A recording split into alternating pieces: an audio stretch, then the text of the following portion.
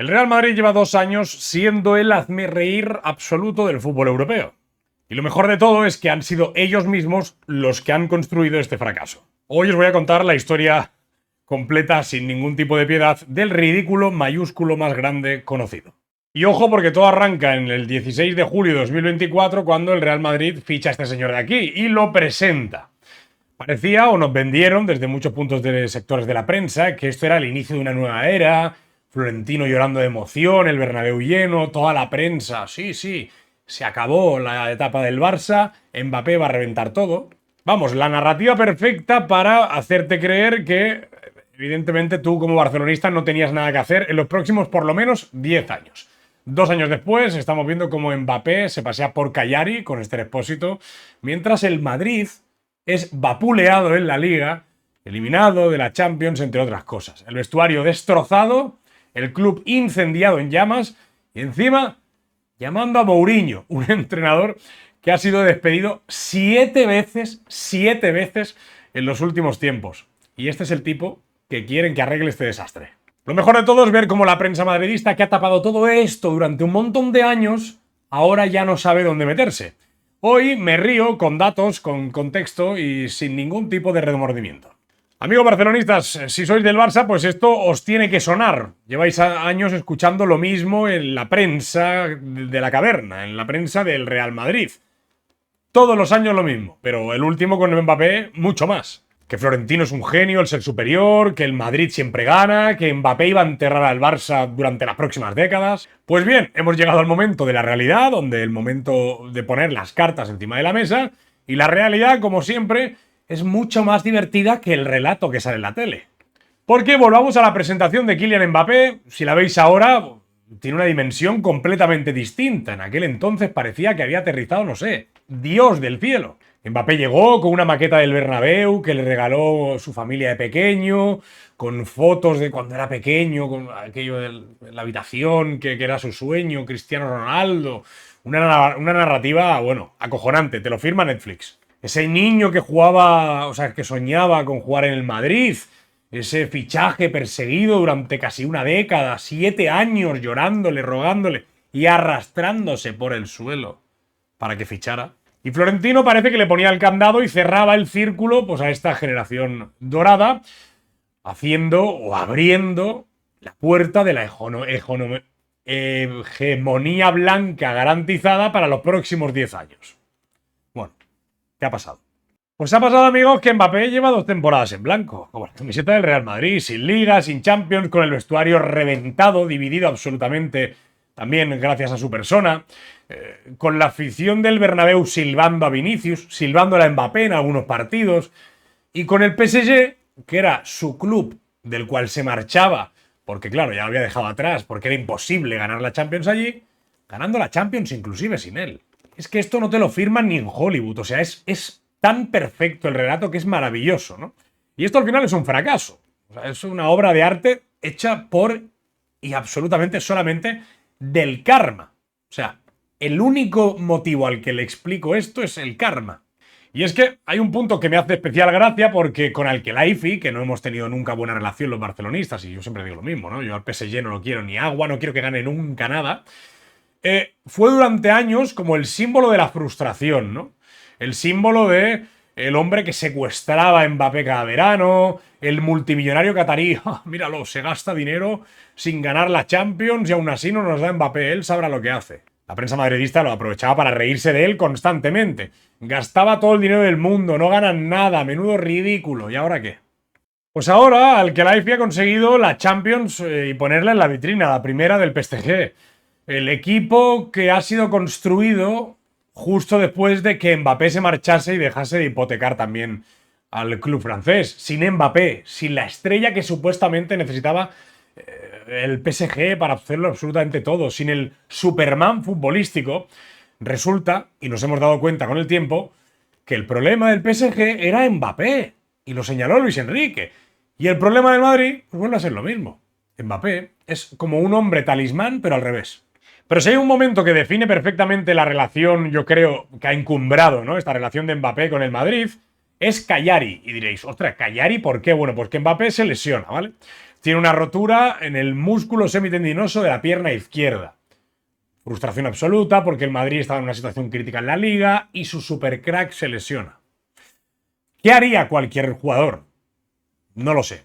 ¿Qué ha hecho Mbappé? Pues irse con su parienta, con Esther Expósito, a Cagliari, a Francia luego también, a hacerse fotos en la playa, en un yate, comiendo por ahí, en una isla italiana, tomando el sol, disfrutando de la vida, bebiendo. Bueno, mientras el Madrid se desintegra y hace el ridículo absoluto, la afición madridista que durante siglos esperó a este tipo con los brazos abiertos, no se puede creer lo que ve, porque lo ve y dice, pero este tipo se está riendo en mi cara. Y claro, la prensa de Madrid, que ha tapado todo durante meses, ya no puede seguir mirando hacia otro lado.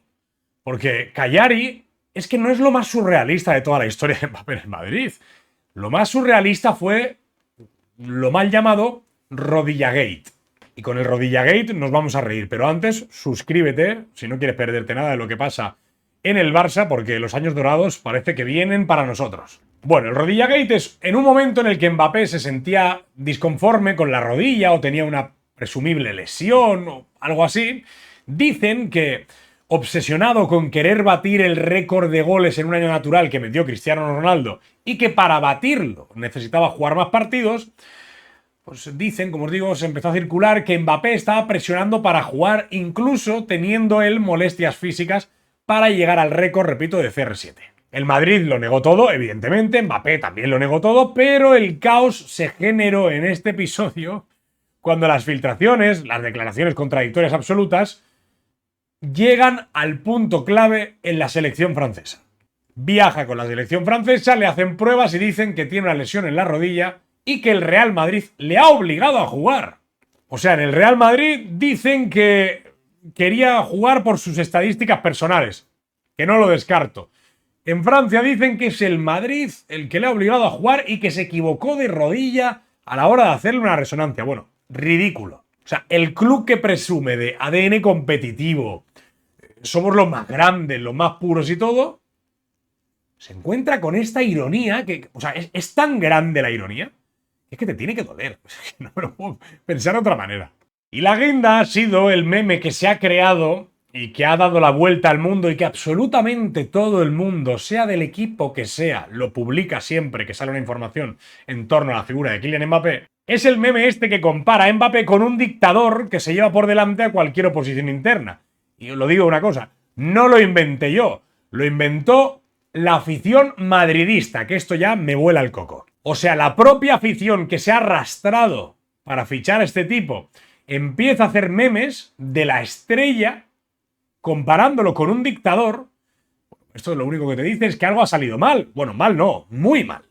Y en este momento yo creo que es mi favorito porque más allá de este análisis, creo que no se puede hablar de Mbappé, del Real Madrid, de esta crisis en la que nos estamos comiendo kilos de palomitas, sin hablar evidentemente de los grandes exponentes que han quedado retratadísimos y destruidos absolutamente, que son los compañeros periodistas que cubren al Real Madrid. Porque es que durante años, amigos, durante años, la narrativa siempre ha sido la misma. Florentino es un genio, el Madrid siempre gana, y todo lo que parece un problema es una oportunidad. Todo, ¿eh? Te eliminan, no te preocupes, salimos reforzados. Falla, no sé qué, salimos reforzados. Siempre así. Ridículo de Florentino en el mercado de fichajes, tapado. Silencio, no se habla. Conflictos en el vestuario, minimizados. Son cosas que pasan en todos los vestuarios. Declaraciones polémicas de Mbappé por lo de la lesión y tal, contextualizadas hasta el infinito para sacar un punto y una coma que te obligue a pensar que estás exagerando. Y ahora de repente la realidad les coge y les hace ¡tas! Les ha pegado un bofetón, amigos. Les ha pegado un bofetón que es imposible que puedan seguir mirando hacia otro lado. O sea, les ha quedado la cara de pasmarotes absoluta. Una cara que, por cierto, no tiene precio. Llevan años rogando, rezando para que Mbappé llegue al Madrid, construyendo el relato de la llegada del Salvador, del hombre que iba a destruir al Barça y el hombre que quería fichar todos los clubes, pero iba al Madrid porque era muy madridista. Y ahora se ve en la tesitura de que tienen que estar todo el día explicando o justificando por qué este supuesto Salvador es la culpa de todo. Es el hombre que ha venido a reventarlo todo desde dentro. Os juro que es el giro dramático más divertido del fútbol europeo en toda mi vida. Pero cuidado, que no termina así esto. No termina así. Tiene un final que va a ser apoteósico. Ojalá suceda. Porque el remate final es que la solución ahora ya no es Mbappé. No es Xabi Alonso y tampoco es el meme Arbeloa. La solución ahora es Mourinho. O sea, el remate perfecto a esta historia es que el Real Madrid, Florentino Pérez, los que le rodean, quien sea, en su sabiduría infinita, consideran que traer a Mourinho como entrenador es lo mejor. Para resolver el caos entre las estrellitas, Mbappé, Vinicius, Bellingham y toda esta gente, que madre mía, bueno, estrellitas y los estrellados también, como Hausen, Carreras, la turba que hay dentro. Para estabilizar un vestuario en llamas, tráese a un tío que viene en la mano con un lanzallamas. O sea, es que, de verdad, que quien haya decidido esto, le tienen que dar un premio. El Barça tiene que mandarle algo. Para devolver al Madrid a la élite europea, y aquí os juro que tengo que hacer un esfuerzo sobrehumano porque quiero que el vídeo sea serio, pero es que no quiero reírme. Traen a un tío que vais a flipar con los datos. O sea, datos devastadores, que cuidado, que no lo digo yo porque soy barcelonista y Mourinho me cae para el culo. No, lo digo porque son datos, datos. José Mourinho ha sido despedido 7 veces en su carrera en los últimos tiempos. 7 veces. Los últimos 4 clubes que ha tenido, United, Tottenham, Roma y Fenerbahce, le han despedido todos. Todos. En el United despedido, en el Tottenham despedido, en la Roma despedido tras una derrota contra el Milan y en el Fenerbahce despedido por no clasificarse para la Champions, perdiendo ante el Benfica al club que ahora mismo pues está allí. Y cuidado, que este superentrenador que era mejor que Guardiola según muchos, este superentrenador que decía que entrenar al Málaga era una vergüenza, está en el Benfica, hermano. En el Benfica. No en el City, en el PSG, en el Inter. En el Benfica. Este tipo lleva viviendo de una Champions que ganó con el Oporto toda su carrera. Y el Madrid, o sea, la gente que piensa en el Madrid dice que este tipo es la solución para traerle, resolver el problema, el vestuario y lo que pasa en el fútbol. Bueno, pues a esta gente le voy a dar un dato que resume perfectamente la carrera más reciente de Mourinho. O sea, quitando esa Champions de la que lleva viviendo toda la vida, este dato es demoledor. Ha cobrado más de 100 kilos en indemnizaciones por despidos. 100 kilos. En el Chelsea 30 millones, en el Madrid 20 millones, en el United 22 millones, en el Tottenham 17, en la Roma 3,5 y en el Fenerbahce 15. Mourinho se ha convertido en un entrenador que cobra más por ser despedido, o sea que su mayor negocio hoy, su mayor aportación en el mundo del fútbol es ser despedido, porque es su negocio más rentable. O sea, estamos hablando que para él es más rentable que le echen que le dejen trabajar en cualquier equipo. Y el Madrid le quiere fichar, Adelante. Lo pido por favor de rodillas, Os lo juro, Os juro que es mi opinión certera, verdadera, absolutamente a corazón abierto. Ojalá vaya al Madrid. Y os lo juro que no es ironía, Ojalá Florentino fiche a Mourinho. Porque Mourinho, con todo el respeto, repito, a lo que haya podido hacer, de lo cual está viviendo, lleva siglos sin ser un entrenador de élite. Sus últimos 4 equipos lo demuestran. Sus últimos despidos lo demuestran.